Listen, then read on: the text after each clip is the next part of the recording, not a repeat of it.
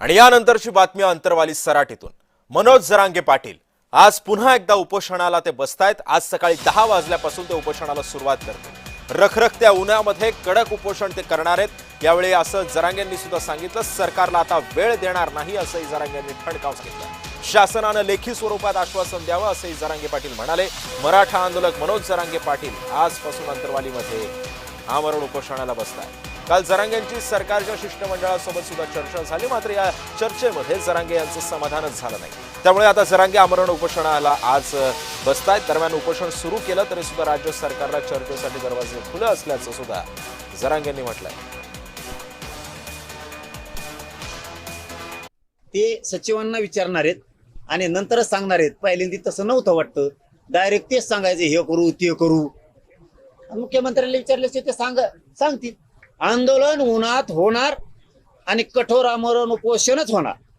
ते आले, त्यांनी काही गोष्टी सांगितल्या, ते नंतरचा भाग राहील, माघार नाही।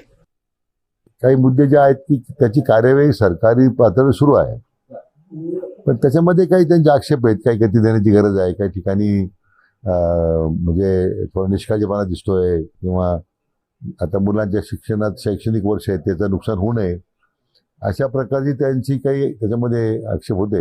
त्यांनी ज्या काही आमच्यासमोर मागण्या मांडलेल्या होत्या त्याची एक सविस्तर माहिती घेऊन आम्ही त्या ठिकाणी काही ना आम्ही आमच्या अध्यक्षांना पाठवतोय, आणि जर त्याच्यातून समाधान असं असेल तर मग हरकत नाही। पण त्यांची इच्छा असेल तर मी जाऊन भेटावं त्यांना आजच्या चर्चेच्या अनुषंगी, तर उद्या मी जाऊन त्यांना भेटेल सकाळी। आणि या सगळ्या संदर्भामध्ये माहिती जाणून घेऊयात। अंतरवाली सराटीतून माझा सहकारी विजय शेडे सध्या आपल्या सोबत आहे। विजय, आपण बघतोय की आज कडक उन्हामध्ये जरांगे पाटील आता उपोषणाला बसतायत। काय वाटतंय, हे उपोषण दीर्घकाळ सुरू राहील की सरकारचं शिष्टमंडळ पुन्हा एकदा येईल काहीतरी निर्णय घेऊन आणि एखादं आश्वासन देऊन पुन्हा एकदा जरांगेंचं उपोषण थंड करण्यात येईल? काय माहिती आहे? नक्कीच सिद्ध जर बघितलं तर मनोज जरांगे पाटील यांनी उपोषणाची घोषणा केलेली आहे आणि हे उपोषण कठोर पद्धतीने होणार असल्याचं त्यांनी म्हटलं होतं। तळतळप त्या उन्हामध्ये ते उपोषण करणार आहे। मात्र त्यापूर्वी जर बघितलं तर काल सरकारचं शिष्टमंडळ हे मनोज जरांगे पाटील यांच्या भेटीसाठी आलं होतं। तब्बल 2 तास जे आहे ती यामध्ये चर्चा देखील झाली होती। यावेळी मनोज जरांगे पाटील यांनी काही मागण्या ज्या आहेत त्या सरकारसमोर ठेवल्या होत्या। त्या सरकारवरती आम्ही चर्चेवरती आम्ही सकारात्मक असल्याचं देखील सरकारने म्हणलं, परंतु मनोज जरांगे पाटील यांनी आम्हाला लेखी स्वरूपाच्या ह्या संपूर्ण मागण्या ज्या आहेत तुम्ही मंजूर करता असं द्या अशी मागणी केली होती।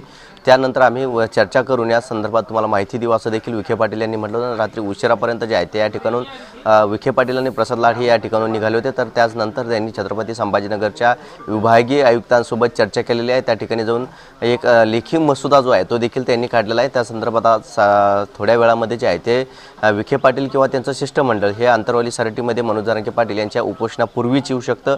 मनोज जरांगे पाटील यांना उपोषण करू नये यासाठी हे संपूर्ण प्रयत्न जे आहे ते सरकारचे सुरू असल्याचं पाहायला मिळतं। कारण एकीकडे उन्हाचं जे आहे ते तापमान वाढत आहे आणि दुसरीकडे आता उपोषणाची घोषणा आहे, आणि या घोषणामुळे आता जर बघितलं तर संपूर्ण राज्यात जे आहे ते खळबळ उडाल्याची पाहायला मिळते। त्यामुळे अनेक मराठा समाज जो आहे तो अंतरवाली सराटीमध्ये येत आहे।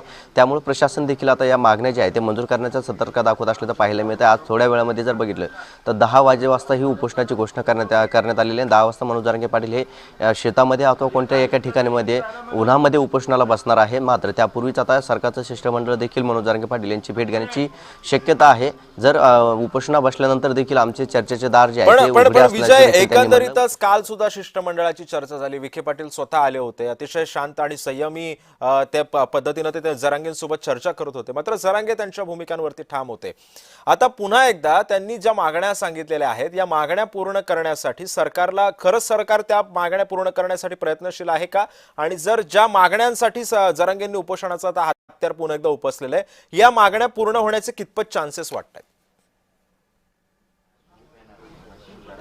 नक्कीच सिद्ध जर बघितलं तर आतापर्यंत 17 गॅजेट लागू करण्यात आलेलं आहे। मात्र त्या आधारित जर बघितलं तर कुणबीचे प्रमाणपत्र जे आहे ते वाटप करण्यात आले नसल्याचा आरोप जो आहे तो करण्यात आला। जे प्रमाणपत्र वाटप करण्यात आलेले आहे ते प्रमाणपत्र देखील व्हॅलिडिटी जे आहे ते थांबवण्यात आले। मात्र या प्रकरणात जे आहे ते सरकारची चुकी नाही, काही कामचुकार अधिकाऱ्यांमुळे हे प्रकरण थांबल्याचं असल्याचं देखील विखे पाटील यांनी म्हटलं होतं। त्यामुळं आज मनोज जरांगे पाटील यांनी ज्या मागण्या समोर ठेवलेल्या आहेत त्या मागण्यावरती सरकार सकारात्मक असल्याचं देखील त्यांनी म्हटल्याचं आपल्याला पाहायला मिळतं। त्याच्या अनुषंगाने त्यांनी विभागीय आयुक्तांची देखील भेट घेतली। होती आणि या मागण्या ज्या आहेत त्यामध्ये नेमकी आपल्याला अडथळा निर्माण होणार नाही या बाबतीचा विचार करता देखील विखे पाटील यांनी म्हटलं होतं.